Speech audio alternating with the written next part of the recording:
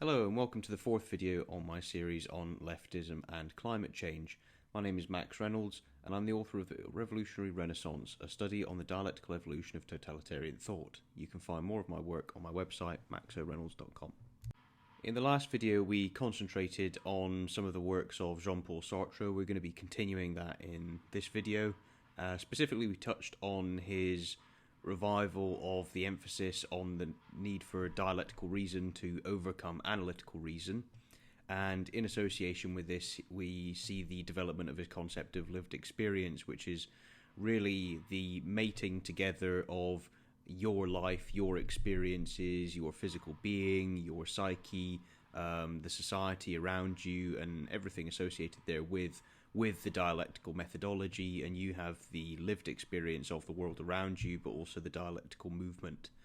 So these two things are mated together, and this is going to be an important contribution to neo-Marxist thought because it's going to successfully bolt the role and experiences of the individual into that of the collective, and this is going to help neo-Marxists and then later the post-structuralists to overcome a lot of the stagnation that had developed in Marxist theory, now not only having the collective element but significant development in the individualistic element of the dialectical methodology.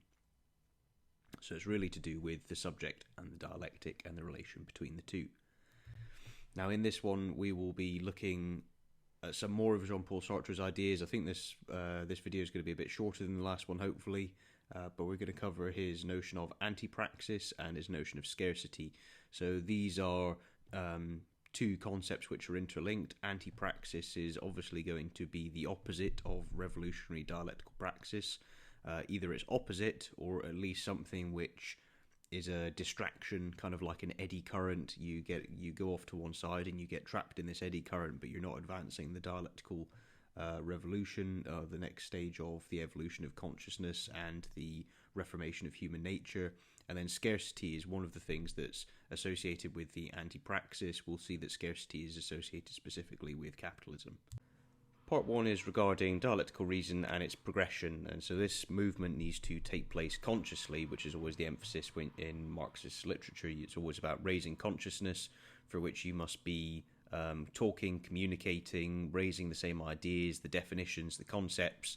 That's why the first end of the communist workman in Marx's view was propaganda. You've got to spread the ideas, spread the consciousness raising, and once people have been touched by this Promethean light, they're then given the opportunity to either join the movement or to become an enemy of the movement.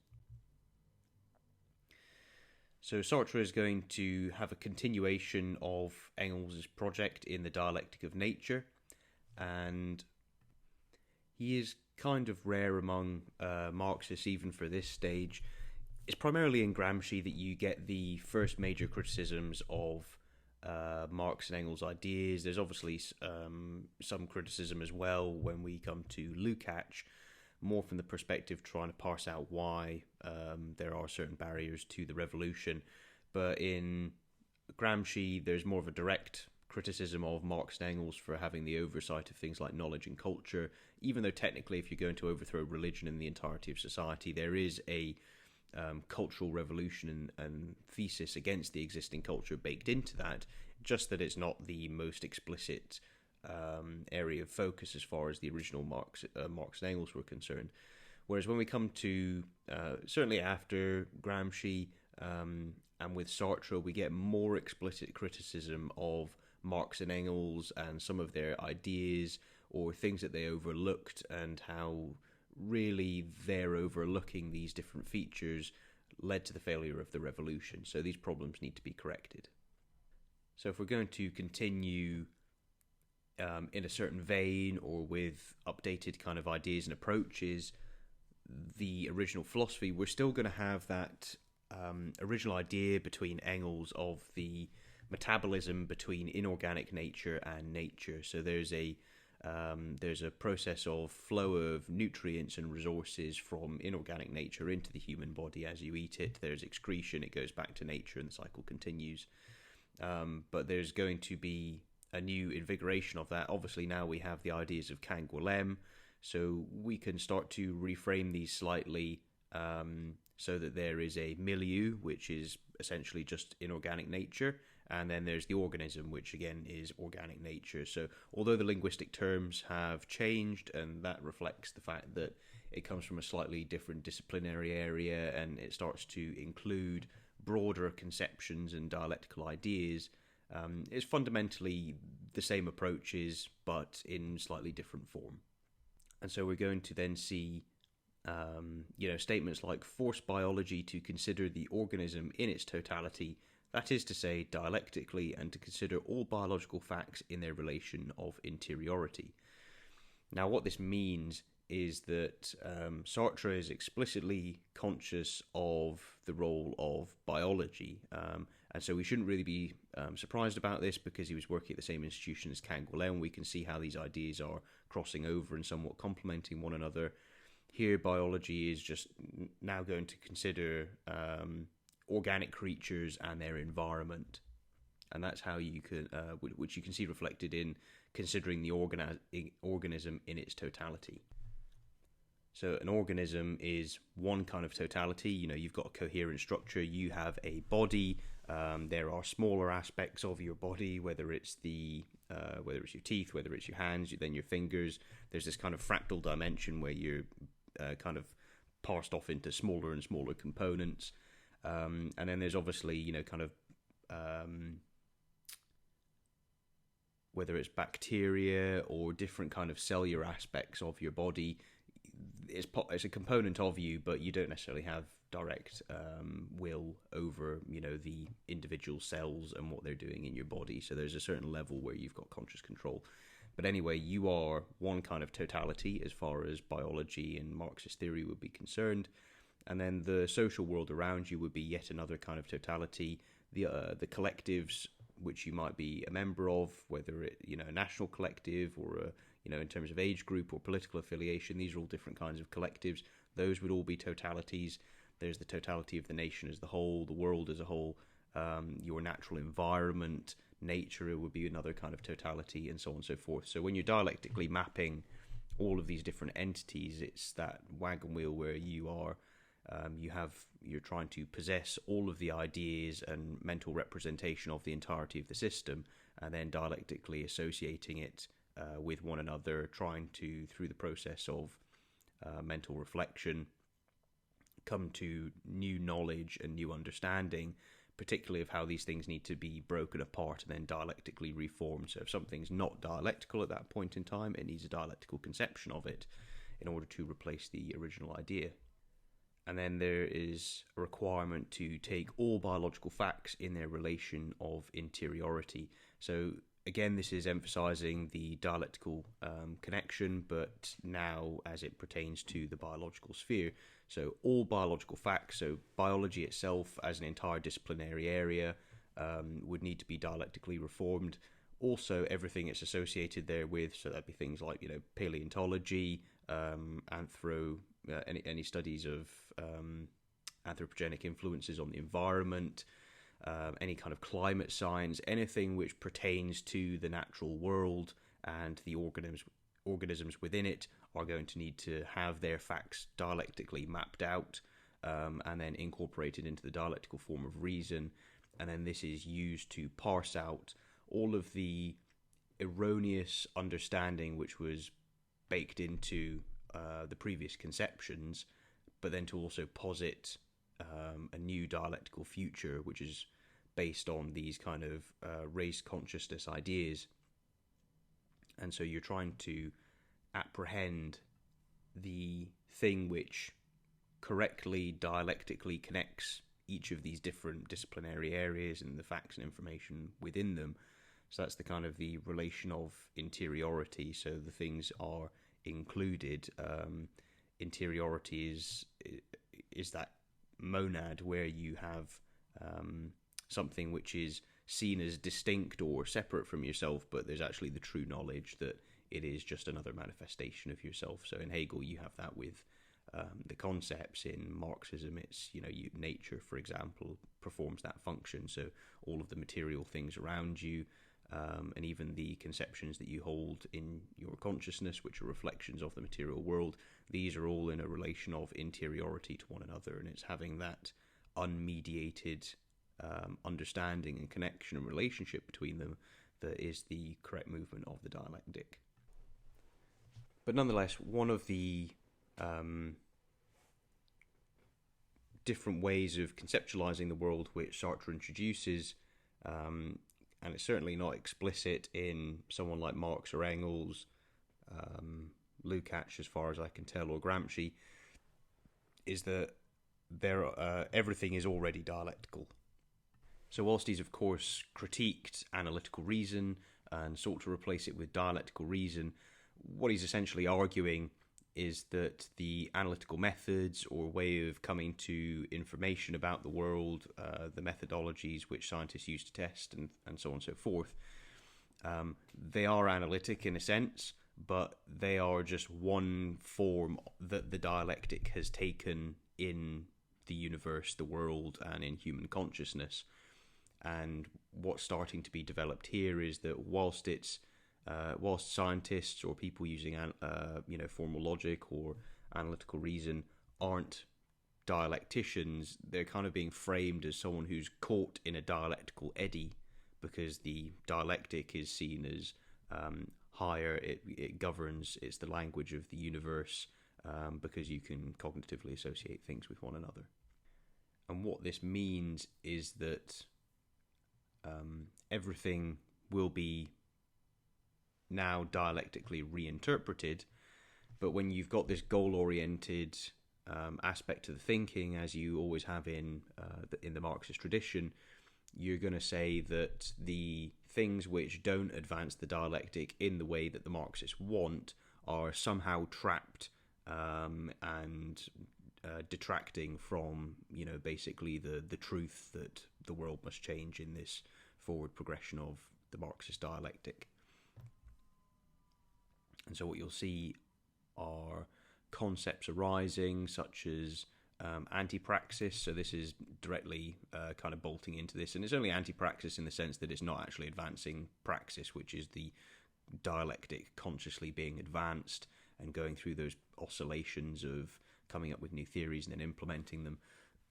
And then the problems of society are also then going to be associated with this erroneous form of anti-praxis, or these dialectical eddies that might be a useful way to call them and conceive of them. So it must be shown in concrete reality that the dialectical method is indistinguishable from the dialectical movement, relations through inorganic materiality and with his own organic material existence.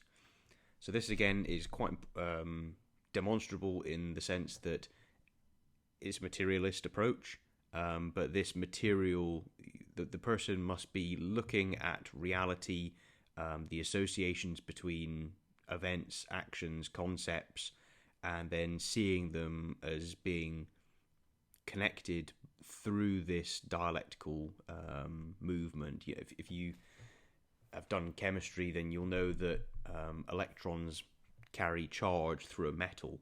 A metal's still a solid, but the electrons still have an ability to carry charge through it. And here you've got concrete reality, which is all the material world, distinct objects, but the thing which is cognitively moving through it in your perception of the world is the dialectic. They're kind of a little bit like the electrons carrying electricity, if that analogy is any use to you. And so the important thing for the person with the dialectical methodology and lived experience to recognize is that the movement of the dialectic is indistinguishable from the form of reason. So if you can perceive the world through this lens, then you're already in the dialectic and you're already subsumed by it. You're already subservient to it. It's the thing which is governing all thought and cognitive development as far as the Marxists are concerned and neo-Marxists are concerned. So on the one hand, you have lived experience, and so this is obviously, your interaction with the world around you, but also your internal experience, which you can now conceive of dialectically. For example, you could conceive of yourself growing as an individual, your life going from, a baby to a child to a teenager to an adult to someone in middle age to someone in old age and then eventually to death. You can conceive of that progression in a kind of dialectical fashion. Is very it connects very effectively with the organic nature of process and change with which the dialectical method assesses the world. So you can do this on an individual level, but it's also confirmed by looking at the external world through the same lens of the dialectic. So that's the relations through inorganic materiality. So there is a relation that you have with peers and the people around you, but through the material world. You might have, you'll probably have a job, you'll create things, you'll purchase things, you'll sell things. So these are all mediations of the relationship between us, but it's happening through the inorganic world. It's not the conscious world itself.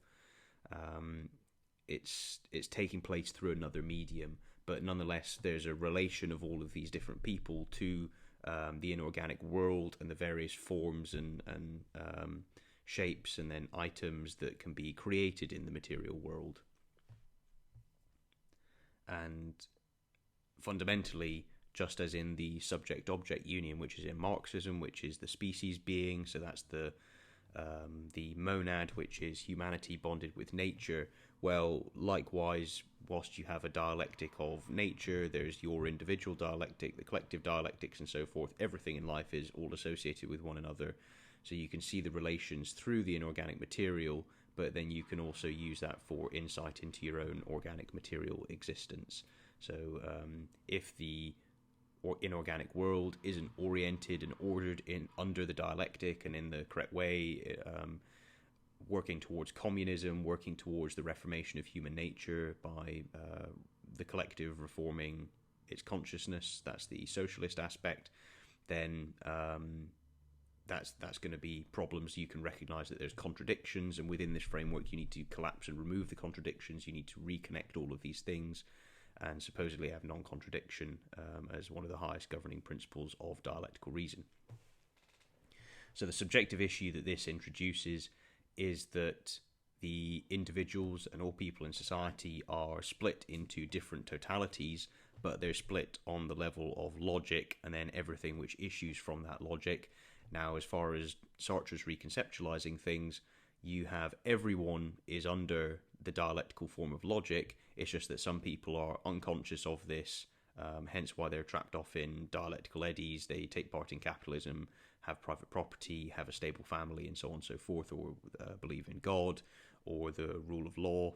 And then you have the dialecticians, which are essentially the inversion of all of that. They have come to they basically bestow themselves the Promethean light. They have consciousness of the dialectical method, how this governs everything, and this special insight grants them the moral superiority, technical authority, and supposedly the intellect to allow them to, or to justify their shepherding the world through and people through the reformation of human nature and all kinds of technological developments.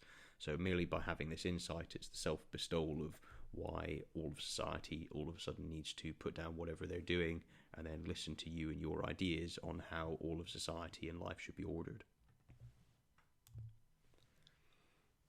So I've reproduced one of the pictures from earlier in the series from the lecture on Canguilhem. So that was episode 2. Just because it's quite useful. It's still the same movement through history. It's still the same change in the form of reason. And when you look at the way that people organize information about the world, and then how that information is used, applied, and communicated in, for example, in the different institutions or in public discourse, so on and so forth. This is all represented and captured kind of neatly in this image. And so if you're now looking at confirming that the world is dialectic and using this to sort all of the semantic information that you hold about the world, everything is going, you're basically going to need to use this lens to look at the world and then reinterpret all of the information. Now, one of the things that Sartre is conscious of, and this is a feature of historicist study, is it always seeks to derive the historical connection between the organic developments in life in different areas. So if you pick up German ideology, which is a very useful introductory text for Marxism, you will see that Marx and Engels undertake a historical study of the different kinds of economies and methods of production, how specialisms and expertise was organized, and this is used to essentially trace the development between the two. As far as they're concerned, it confirms the dialectic. There's a very crude way of looking at things. So there's an established norm, and then every established norm is going to have people who kind of fall outside of that established norm. And then what you're going to do as a Marxist is you're going to take those people that fall outside the established norm and use them to destroy the established society, productive methods, established ideas, and so on and so forth. So that's the creation of the proletariat. The proletariat turn back on the society, destroy society and themselves, and then produce a new society at the end of it. And then this cadence repeats itself incessantly. So you can see that retroactively if you go back and look at some of their early texts. But the purpose of the historicist study is to try and establish a dialectical thread through all of these different historical events. So if you go to Foucault's work, for example, you'll find that he was developing that thesis, but for discourses and the way that people talk about things, right from his earlier works. That was inspired by Canguilhem. If you're in Canguilhem and his ideas, and the organism is the gauge of its own normal, then if there's an overarching conceptual framework which posits that this is a norm, so for example schizophrenia is not normal, then that is seen as the manifestation of certain methodologies and certain ways of looking at the world, certain ways of speaking about the world, but it doesn't necessarily hold any objective truth. And so once you start to get into adopting post-structuralist and neo-Marxist ideas in your society, then if you're not accepting objective truth, then you can quite easily see how you would then want to promote people who happen to have schizophrenia and various things that were defined as mental illnesses under an old society, how they're actually just victims of a scientific discourse, and what you actually want to do is promote those people into decision-making positions. That's how they think, that's how this works. So in Foucault, you have this application, but you have it to more kind of conceptual areas, and he develops this for discourses. He uses this to overturn science, overturn objective truth, reduce it all simply to social relations and the visitation of power on other people, using objective truth and science and morality as basically just emotionally charged labels which help to justify the imposition of power. Now, he does that for discourses, and what you're kind of going to see here, certainly when it comes back to nature, is you've got all of the history of people who, of all of humanity as it's lived in the world throughout all of the course of human history. So you can go back to the earliest of written accounts and things recorded, for example, like cave paintings, and these would be demonstrating human behavior in prehistoric times. Typically it would be something like the hunt, and so a cave painting would typically have some animals and then people running around with spears trying to hunt the animal and survive. And so this is this was the fundamental human experience for eons.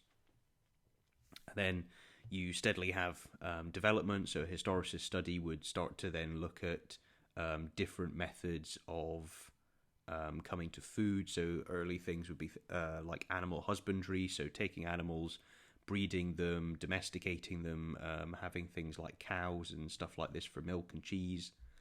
And then the development of agriculture, and then insights into agriculture like crop rotation and so on and so forth.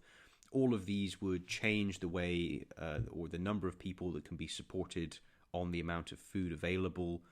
So basically by taming nature, we could make it more efficient for us. So that's an example of the organism acting on the milieu. and then changing the world, and then you can have more organisms. If you've got more food available, it's more predictable, and the supply chain is much more stable, then you can have larger populations without the threat of starvation and death. Whereas, in years past, for example, if you didn't have pesticides, then you could have crop failures, you could have blight or famines of certain crops, and then that would lead to, obviously, a massive decrease in the food supply, and then a lot of starvation and suffering and misery. But anyway, to get back to the point, organicism would be a very primitive means of interacting with the natural world around you. This would be how Sartre would be conceiving, for example, basically just primitives and natives. So they would typically have an animist form of religion.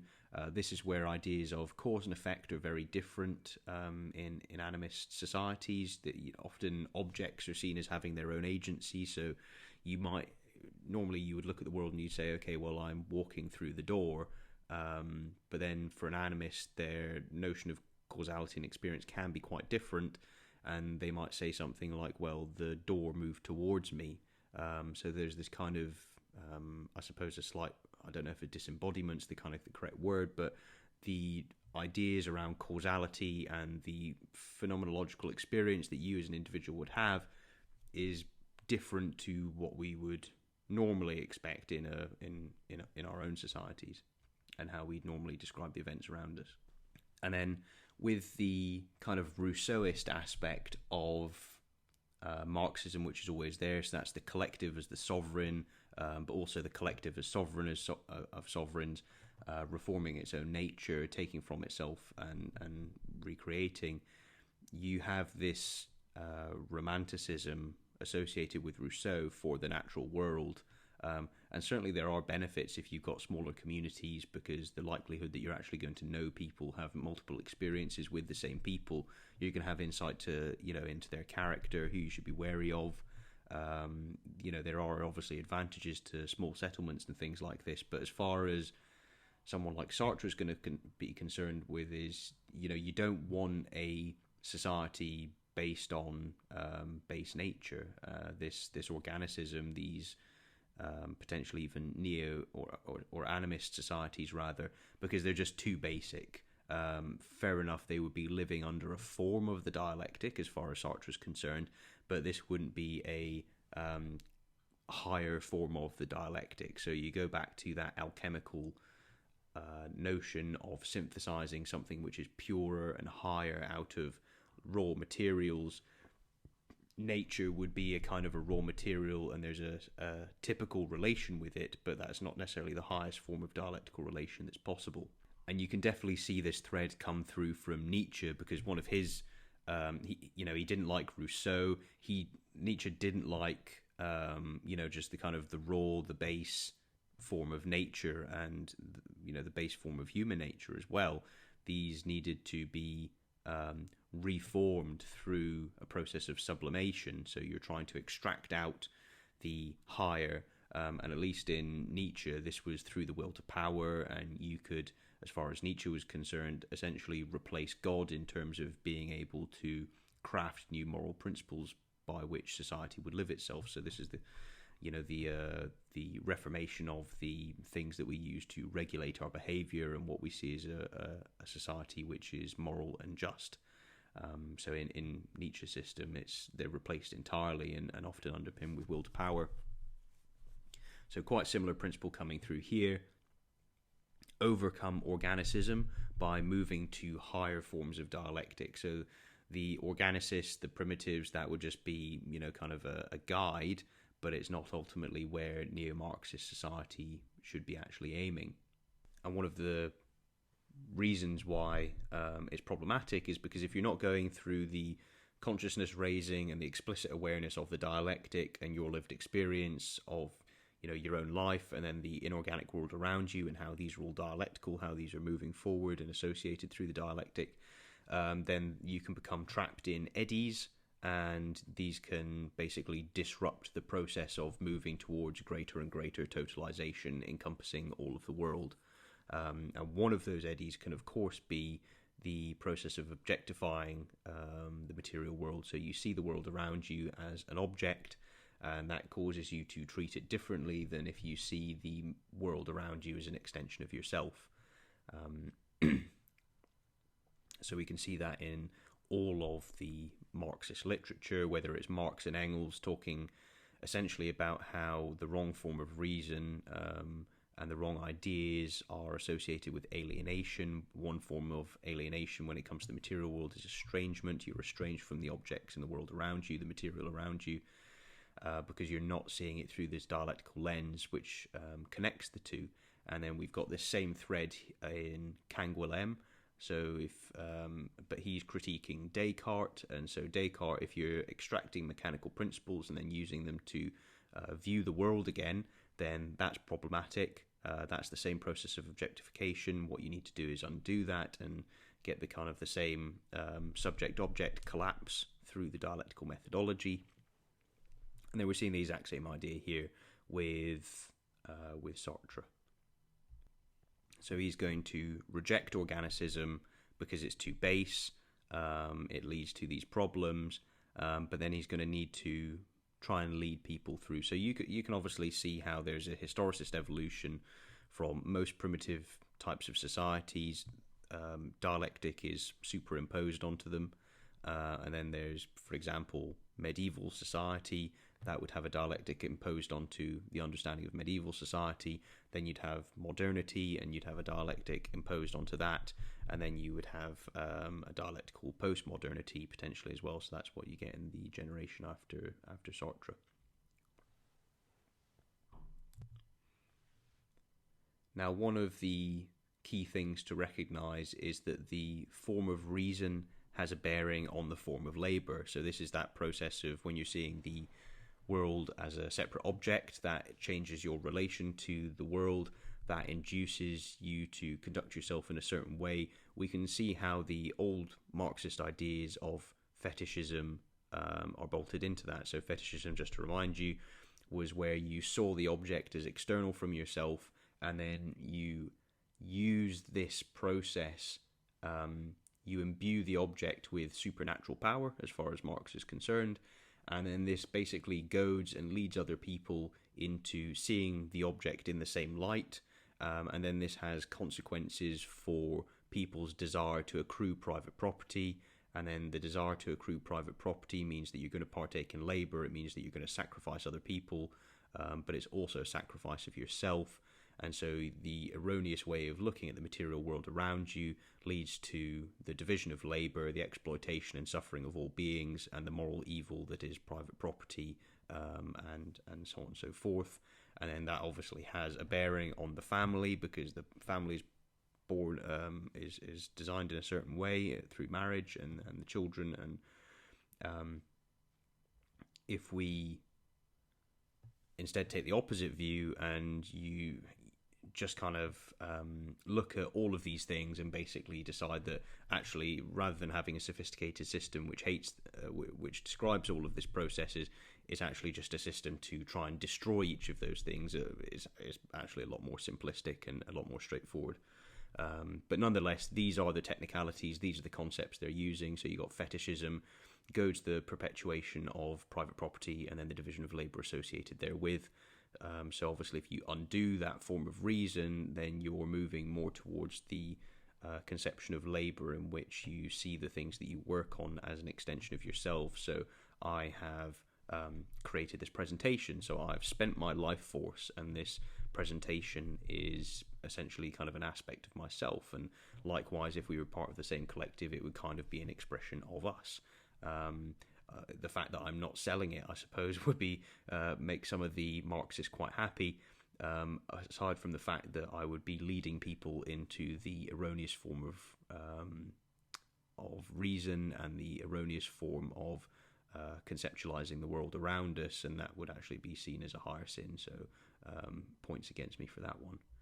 So when we're conceiving all of the world as essentially a dialectical movement, and all of the aspects of the world are processional and associated dialectically with one another, and that this dialectic is being structured through neo-Marxist conceptual frameworks, then what we're going to end up with, the conclusion, is that labour is directed towards a certain type of final cause, but that final cause is the wrong one. Now, it's quite straightforward to see that if you're looking at this from typical Marxist theory, or looking at the world through typical Marxist theory, you would be saying that the labour is directed towards sustaining the system of fetishism, private property, division of labour, the organisation of the family, the exploitation of the wife and the children, and the sacrifice of all other people around you. And then at a national level, once a country is taking part in the capitalist system, then it's their prerogative to basically try and exploit, steal, and swindle every other nation that's around them, because that's the way that you look at the world through this lens. And then once you've obviously associated all of these things with exploitation, with evil, if you recall from video 1 that Marx viewed the way that people farmed the land and cultivated under the system of private property was destined to lead to desertification, and he was using the example of some land in Mesopotamia or Babylon as an example. It's like, it used to be a hanging garden, now look at it's all sand. That's private property and labor. So there's that kind of thinking. So what's being associated there with is beyond already the concepts of sacrifice, which are quite developed, is the notion that the form of labor is essentially going to be directed towards death. And so you can see this aspect if you're objectifying the world, you're essentially stripping an aspect of life out of it. This is kind of like a killing of the world, but the killing of the world then induces you into certain behaviors which are actually self-defeating and self-destructive. So the capitalist, as far as Marxists are concerned, isn't aware that they're destroying the world around them. They aren't aware that they're enslaving their wives, they're bringing children in the world in order to exploit even their own children, or to goad their children into the system of fetishism, labour, private property, so on and so forth. So you need to really come to a revelation that once you associate the dialectical method with all of the events around you, and you start to adopt this way of viewing the world, then you essentially have a lived revelation. So you've got an experience of coming to special higher knowledge which isn't privy to other people. And this is one of the class distinctions which exists between the proletariat and indeed the subaltern and any kind of Marxist collective with society as it exists, is they have a revelatory experience, and this elevates their consciousness to a different level. But there's now a distinction between they and all of society as it exists in the present day. And then what they're going to say is that this new methodology, this new revelation that they've come to, shows them the true way of life, and that is directed towards the correct goals. And so this is going to try and undo the, as far as they would see it, the anti-humanism and the exploitive and cruel and evil aspects of society as it exists. But what we'll see actually is that Marxism itself is what is anti-human. So whilst every Marxist is going to attribute anti-humanism, exploitation, harm, suffering and cruelty to other people, they won't, and even though they'll say that they have raised consciousness and they've had this lived revelation, they've got this lived experience, they're not going to be conscious and have enough clarity and degree of self-perception to realise the anti-human elements in their own system. So you've got Sartre here in 1960 looking to revive Marxism. He explicitly dehumanises people. This is somebody who's trying to reinvigorate the revolution even after Stalin has killed tens of millions. The Holodomor in Ukraine was in, I think it was 1929. And then you have years and years of Marxist terror through beginning with Lenin, called for by Engels and Marx, beginning with Lenin, implemented faithfully by Stalin, and then you also see Mao implementing the same policies of mass death and destruction in China. So this is the kind of the supposed revelation and insight and consciousness of the Marxists, still looking to implement this. And of course, once you've got this perspective, at the end of history, you look back and say, hey, there's a lot of destruction, but it was all worth it because we got what we wanted. So, of course, you must map all relations in the world in order to undertake this dialectical reform. And part of the mapping of those relations is to associate everything in the present society, essentially attaching it to death, sacrifice, evil. You can't allow anything to stand, but in typical Marxist fashion, you don't necessarily claim specifics, because specific claims can be combated with evidence and argument. Instead, you just assert ceaselessly that these things are death and destruction, but you do so in a general way, so it's difficult to actually repudiate some of the claims. Recognizing it as a rhetorical strategy is in the fact that you're not actually using specific data and information, and also an unwillingness to enter into open debate. That's always a very good example of revealing the totalitarian. So one example of this associating everything which is not explicitly dialectical through the lens of the neo-Marxists and their tradition is to associate all things with death. One of those finds its expression in Sartre's concept of scarcity. So in the capitalist period, the mode of production itself produces scarcity, surplus population in a given society, decrease of purchasing power for each of them, because it comes into contradiction with the relations of production. So there's a couple things to unpack there, and fundamentally we should work backwards. So relations of the production, that encompasses quite a few points. There are social relations. So if you can imagine that you're doing your job, typically an organization will have a chairman, a CEO, a management team, and then different departments which are performing different functions. It might be purchasing, manufacturing, research and development, sales.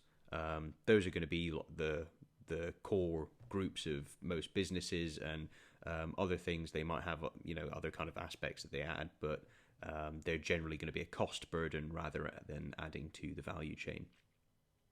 So people can be located in different positions within the business, and it's kind of it makes me think back to the trial of Charles I and Judge Bradshaw's ruling, and the distinction which was established in that ruling was that Charles I was the monarch, but he was occupying an office. So sovereign is an office.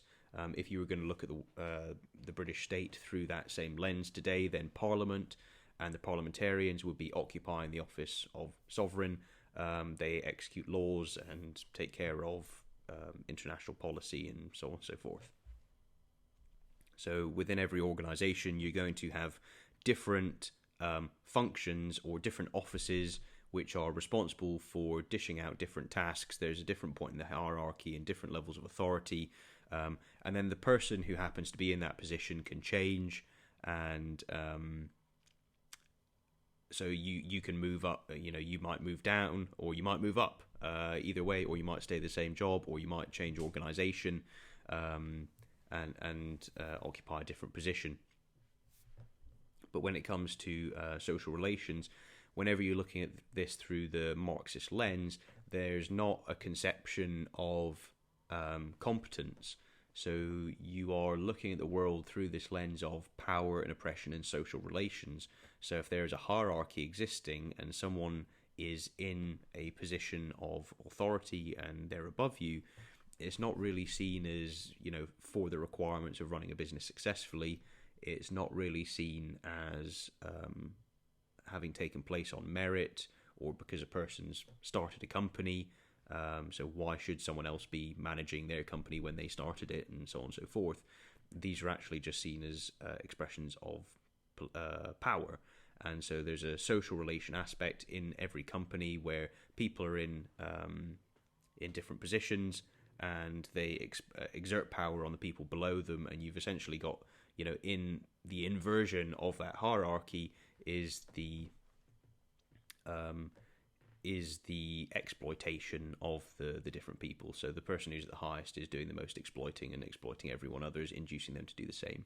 And there certainly is, kind of it's always useful to keep in the back of your mind that, for example, public officials and so on and so forth, they are occupying an office. It's not collapsing the same and one and the same. And, it's also useful in your relationships if you're in the workplace for looking at other people. There's still always the position of authority, but that doesn't necessarily devalue the actual value or person who's in that position, irrespective of where they are within the hierarchy.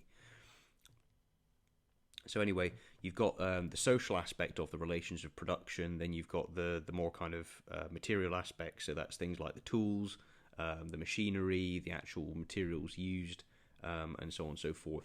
So when you've got the Marxists looking at things, if you've got contradiction, so this is the thing A and thing B are seen as thing A and thing B, which is a contradiction. There's a distinction between the two of them. So the undoing the contradictions through the dialectical methodology, you collapse the distinctions between different objects, different subjects. So A and B become essentially self-referential. So it's AA or BB, however you want to look at it. And this is the removal of contradictions. This is seen as a good in and of itself because you're uniting things. You're putting things onto the same plane with one another. You're negating the hierarchical distinctions or the office distinctions between the different functions that people are fulfilling within a company. So the capitalist production, and this is essentially just an assertion, is that once you've got that erroneous form of reason, you've got the wrong form of relations of production, so you've got hierarchy and authority, even if it's towards competence and skill, and then you've obviously got all of the material aspects of when you're either doing research or trying to create an object or a product which solves a problem that people have.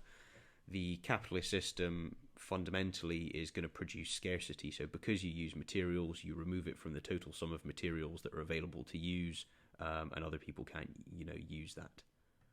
It's not a very remarkable insight, but you can also see that, when you're trying to create materials and that this somehow produces scarcity, it's not really taking consideration that you can actually recycle and reuse goods. So you can kind of see some of the deficiencies in the thinking here, but the idea is that a certain type of cognition underpins the understanding of reality. This underpins the capitalist period and mode of production. This leads to scarcity. This is what leads to death, sacrifice, oppression and power all throughout society. So it's the scarcity of products which defines men as scarce in certain social fields. And what this is meaning is that when you're going through this process of creating products and you're using materials in order to do so, you're going to end up using materials. This removes all of the total available product, I guess, or the total available materials, and then you are deprived of being able to use those same materials whilst they're locked up in this other object. Now, what's kind of being got at here is that this is decreasing the number of objects available, but you still have the same number of people who are working within the overall economy. And so the crude idea is that as you produce more goods, there's less goods, the same number of people fighting over the larger number of goods, so they're going to be worked and exploited harder than previously. So you can see that same thread coming through right from Marxism. The harder you work, the more you produce, the more successful you are, the more exploited you are, the more you've worked towards your own death. So man has to struggle not only against nature and against the social environment which has produced him. So social environment which has produced him, this is the social construction of consciousness, this is the labour that people do through society and culture, which have an impact on your mind, which organises and influences the way that you see the world.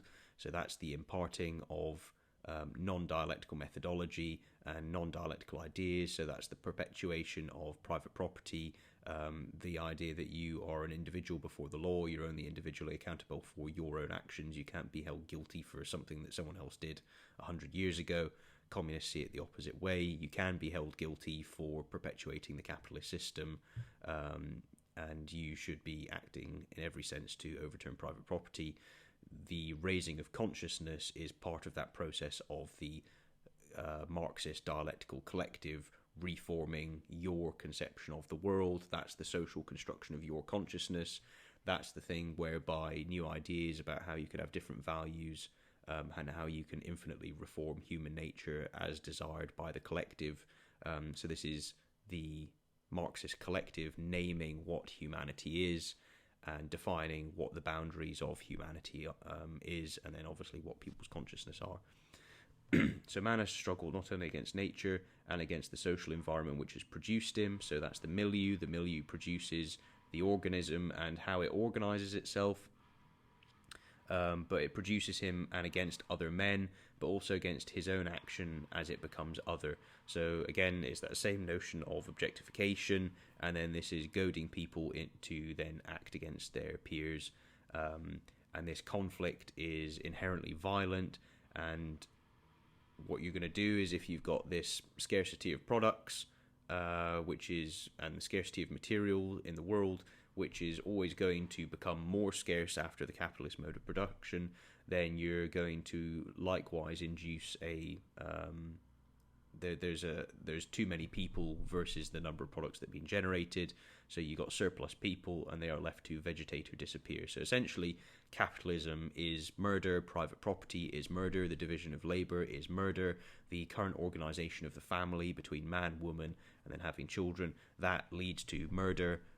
These are all paired with the idea that the entire system is one of self-sacrifice, it's therefore evil, so on and so forth. So again, all of these are designed to try and funnel or socially construct your consciousness, I should say, to reaching the singular conclusion, which is the revolution is the right thing to implement, and here's the moral justification for it.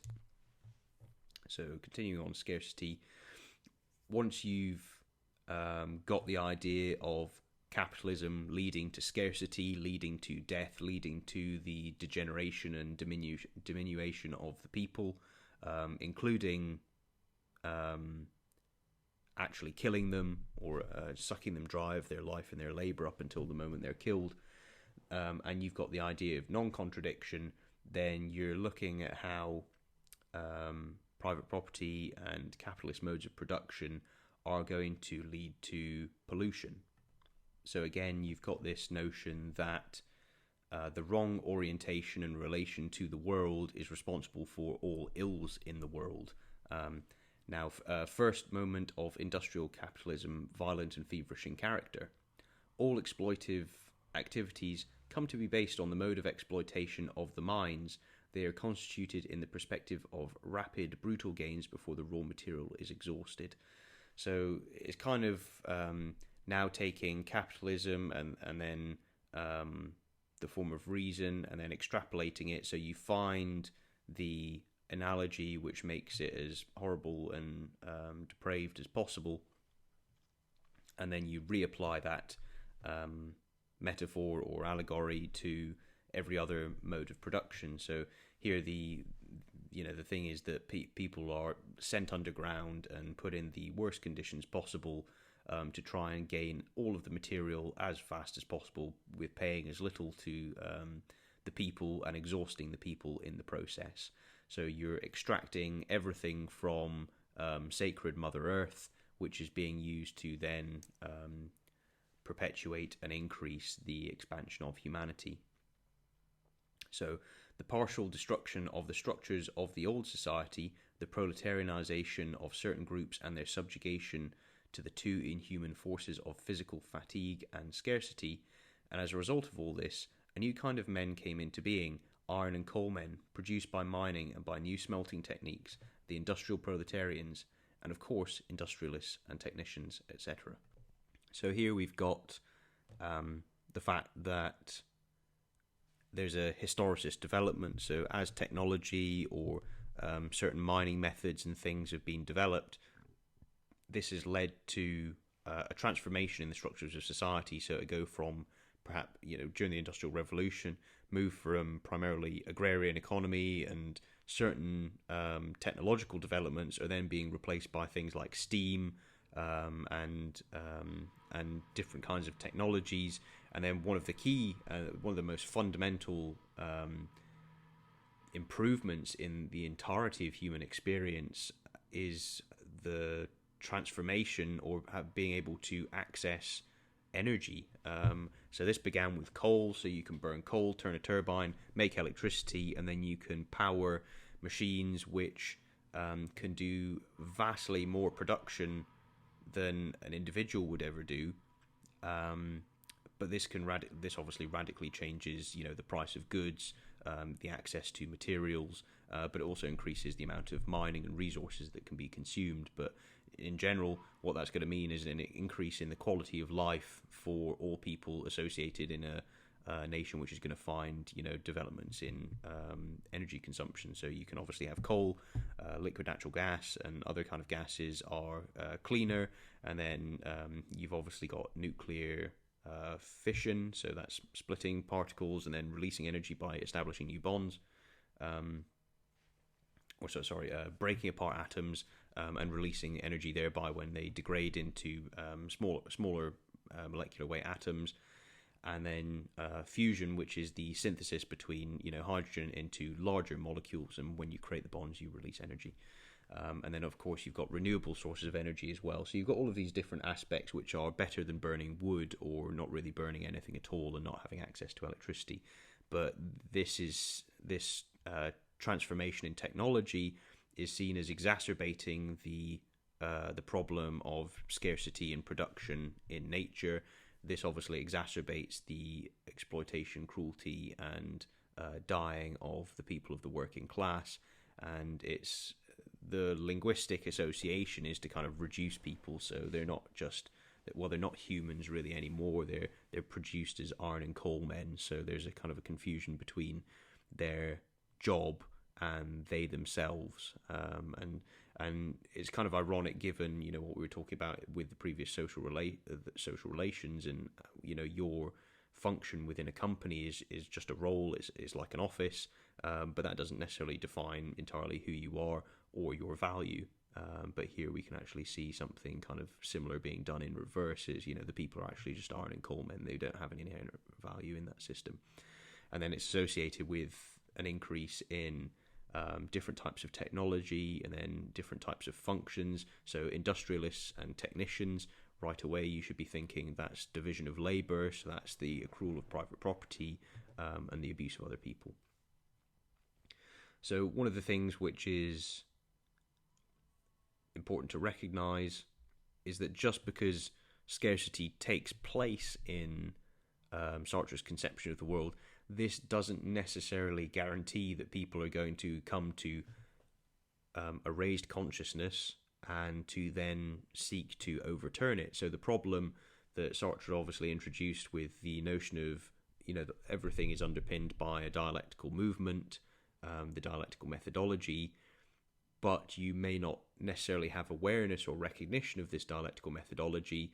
Scarcity is one of these eddies. It's produced by the anti-praxis of the capitalist method, holding the wrong kind of reason. But just because you're trapped in that eddy and you're not using the dialectical form of reason, that doesn't necessarily mean that people who are in a condition of scarcity are going to have raised consciousness and then drive towards the revolution. So you've still got the necessity to raise consciousness, teach praxis, get people to look at things through the lens of lived experience, and associating all of their suffering with the people you don't like and the people you want to overthrow. So quoting Marx here, increase in productive forces which demands a decrease in population and gets rid of the surplus by famine or immigration. So what we're seeing here again is how as the industrial and productive aspect of society grows whilst under the system of private property and labour and fetishism, then that's going to lead to a decrease in population, and it basically just kills people off, or it starts to move them around in order to better exploit them. Capitalism itself produces scarcity because it comes into contradiction with the relations of production. So that's the same idea. You've got alienated relations of production, or estranged relations of production, I should probably say, and estranged modes of production. So that would be, the technicians and so on and so forth, or scientists. And because there is contradiction, then you end up with scarcity. So it's that kind of circular logic. So the worker thus produced is destined to carry out the sentence which capitalism passes on itself. So you're propping up the system which destroys you. And so the important thing to recognize when it comes to the lived experience aspect is that you are, in Sartre's ideas, you interiorize this scarcity as normal. You interiorize the anti-praxis as normal. And what that means is that you, in your behavior, in the way that you conceive of the world, in terms of ideas, in terms of the way that you communicate with other people, in terms of your psychology, you're basically being parasitized into this capitalist system. Your true nature is being subsumed and then displaced. So this idea of interiorization, you see it also in Horkheimer and Adorno with self-sacrifice, is actually just an alternative form of alienation and estrangement from Marx. You've got the ideas which are preventing you from taking part in the revolution are seeded into you, and they control your consciousness. That's part of the existing horrible regime's means of perpetuating private property and exploitation. Is it seeds the ideas into your consciousness. You are socially constructed in order to perpetuate this system of horror and strife and exploitation. And so you've got all of the same ideas here. You can interiorize the wrong form of praxis. You can interiorize the wrong form of reason. You can interiorize the notion that there is private property and that you want private property. You can interiorize that the structure of the family is completely normal.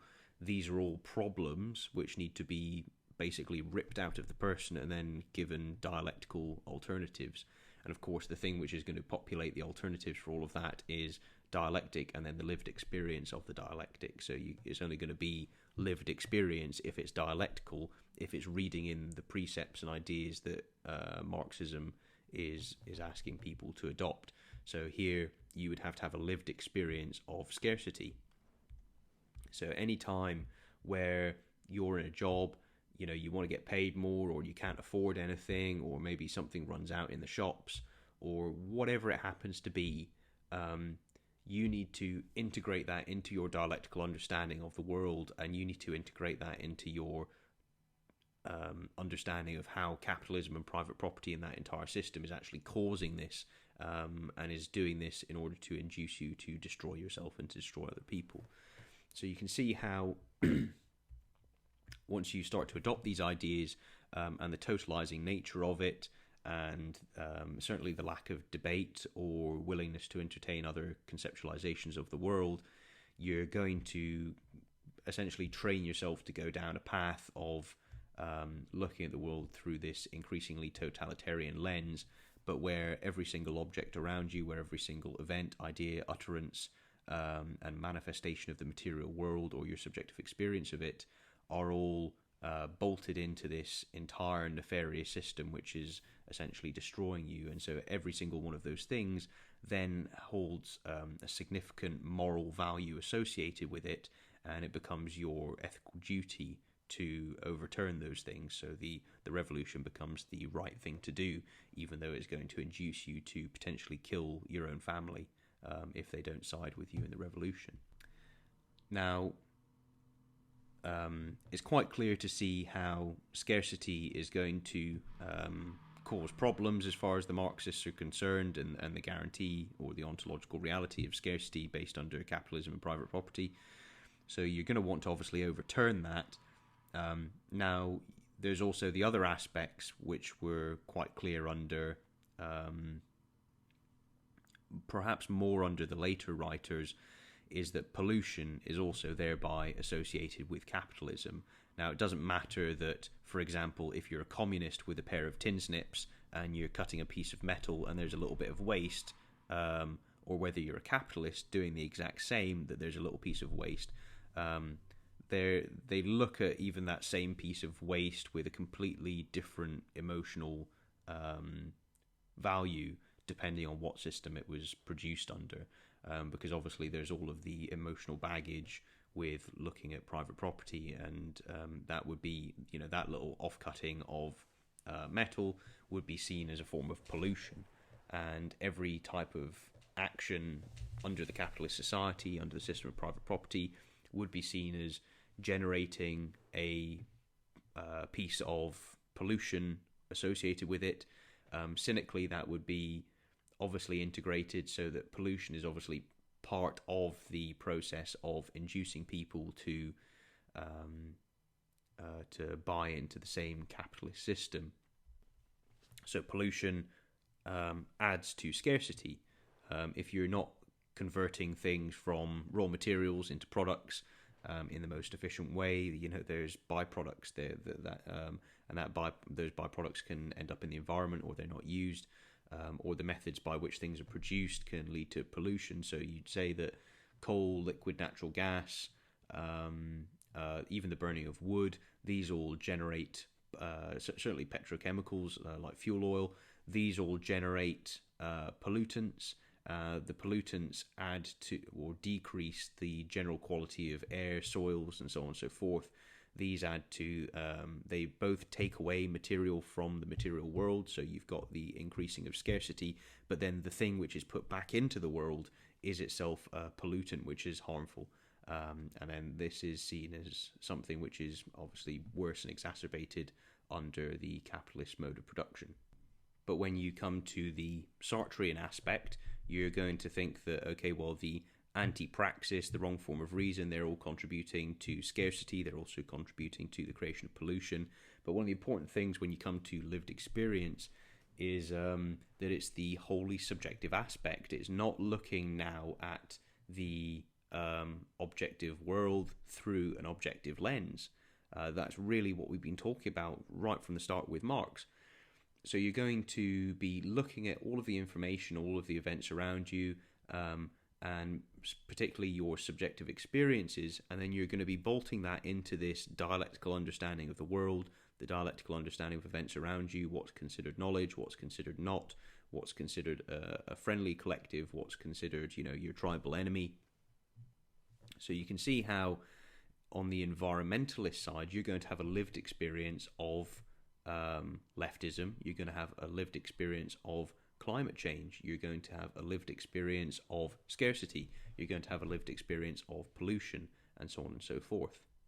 Now, what that really means is that you're going to have an aspect of the social construction of consciousness taking part in the Marxist political sphere, which is looking to find those instances of lived experience and to try and tap them incessantly.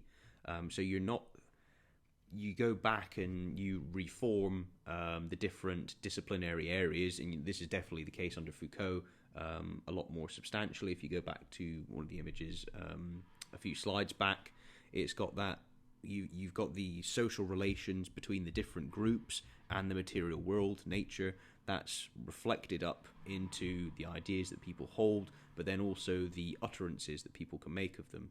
So a disciplinary area like physics or chemistry or industry, these are all going to have, as far as Foucault is concerned, discourses around them, and the discourse is populated by contents from lived experience. So if you've got the anti-praxis, the wrong form of reason, you're going to create discourses which have the wrong contents in them, essentially. They need to be broken apart and then reformed, because those discourses themselves act as a milieu back on organisms, back on people, on their consciousness, on their understanding of the world. It forms the way they behave and the way they conceive of what is right and wrong and moral and how society ought to be organized. So there's a lived experience of, for example, the climate. There's a lived experience of pollution and scarcity, and the idea is to tap into all of those different examples, those different events, and to take all of that information, whether it's individual or collective, and use it to drive forward the transformation of the dialectic. So your experience of scarcity, I don't have this thing that I really desire under the capitalist system, that's actually a problem of the capitalist system. It's not just I'm going to need to save up before I can purchase it. It's an intrinsic problem, but that's there to goad me into this whole thing. And likewise, it goads me into this whole system, which also produces pollution. So when you've got lived experience, you don't really need any kind of threshold of scientific inquiry. And this is really important to recognize, so that you can have climate science, and that would be physical data on the concentrations of certain molecules in the atmosphere, the rate at which those molecules are emitted, and then the rate at which those molecules can be incorporated back into the biological matter, whether it's CO2 consumed by trees and so on and so forth, or whether it's methane, which is steadily through atmospheric chemistry converted into CO2, which eventually gets incorporated back into the woods.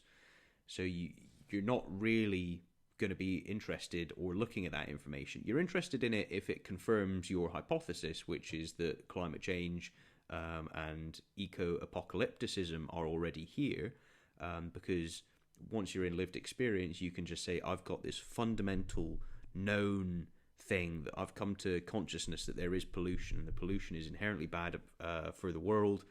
The world is unable to deal with human activity.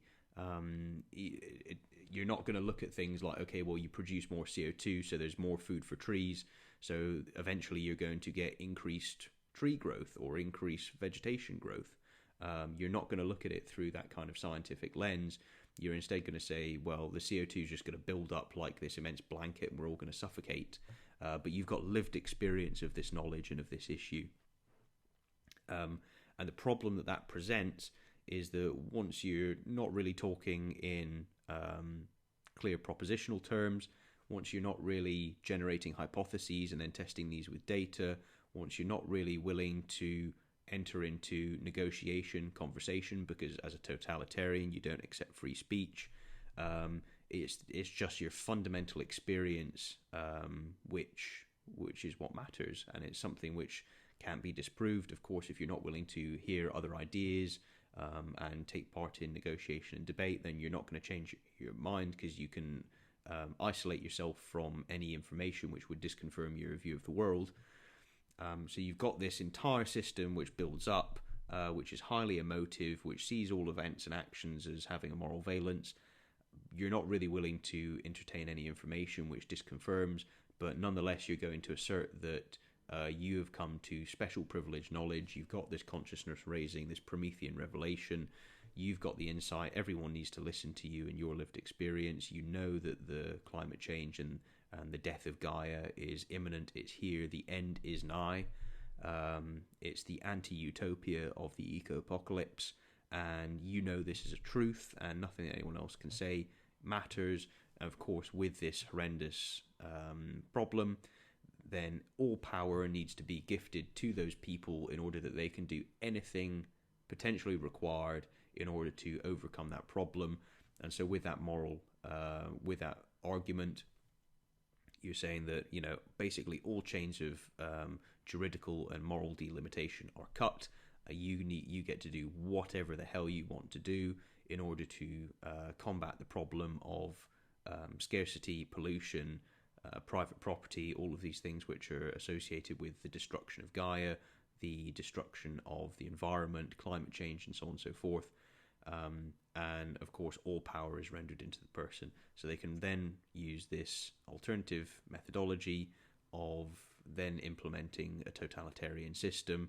It's not the abolition of private property for straight up communism, although it's the abolition of private property so that people aren't trying to take part in a system of production which is capitalist, which leads to scarcity, which leads to pollution. And of course it makes it easier for people to control, and you need to control the schools and so on and so forth. So you teach people lived experience, because once you hobble people's intellectual capabilities, they're far more manipulable if all they respond to is emotion. So we'll talk about those aspects more in some of the following episodes, and certainly when we get to Paulo Freire and global citizenship identity in a couple videos' time. But that's just a bit of a warm up before we get into the other aspects. So next we're going to look at some more ideas of other Marxist scholars, but now explicitly working in the area of environmentalism and Marxist environmental politics, dialectical ecology, and then we're also going to start looking at how some of these ideas are integrated into the UN policies, environmental justice, climate justice, global citizenship identity, and so on and so forth. So, in summary, there's the principle of self-generation through the dialectical methodology. So you've kind of got this euphoric aspect when you're within a certain, taking from itself, creating itself from itself, for itself, by itself. And that's the kind of euphoric aspect. That's always the case in the Marxist idea. You can infinitely reform human consciousness, human nature, the values that people use, and so on and so forth, and that's all facilitated by the dialectic.